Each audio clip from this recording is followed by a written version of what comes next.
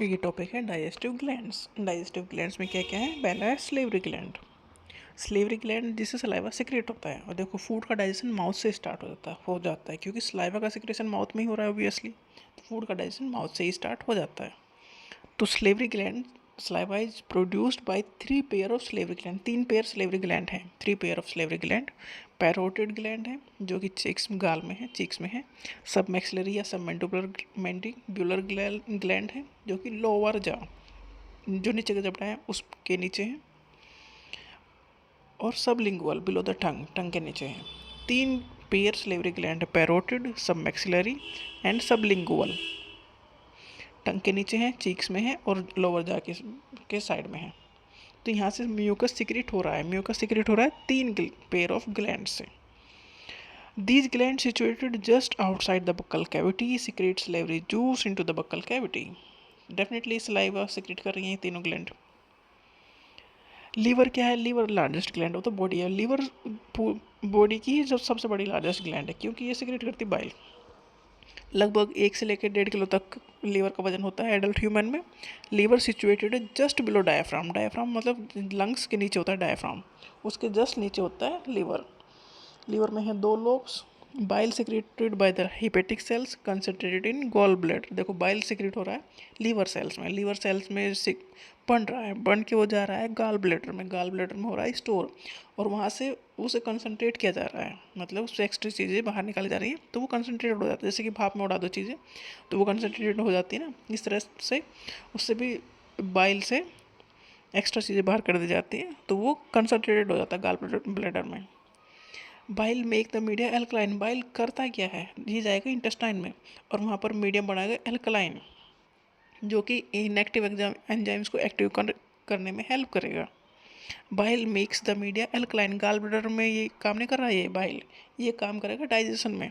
और डाइजेशन के लिए इसे जाना पड़ेगा स्मॉल इंटेस्टाइन में, तो स्मॉल इंटेस्टाइन में जाकर ये काम करेगा।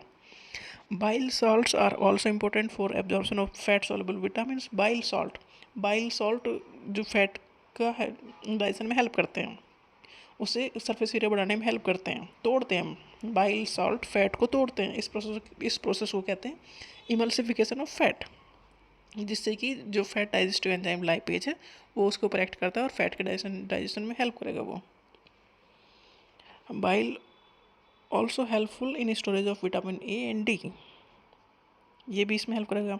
The duct of gall bladder along with the hepatic duct from the liver forms the common bile duct. Bile duct and the pancreatic duct open together into the duodenum as the common hepatopancreatic duct, which is guarded by a sphincter called the sphincter of Odle. ये तो कुछ ऐसा खास इसमें नहीं है। तो ये हो गया लीवर। लीवर से जाएगा, लीवर में प्रोड्यूस हो रहा बाइल और बाइल हेल्प कर रहा है